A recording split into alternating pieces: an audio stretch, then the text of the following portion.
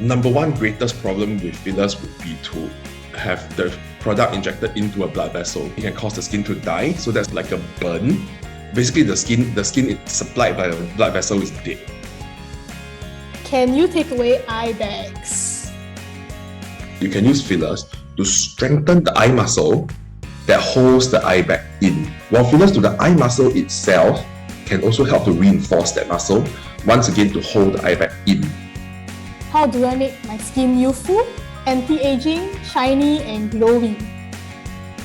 In general, good skincare habits, exercise, water, antioxidants in your diet, fruits, vegetables, sunblock. Sunblock is like super important. It's like unsexy but super useful.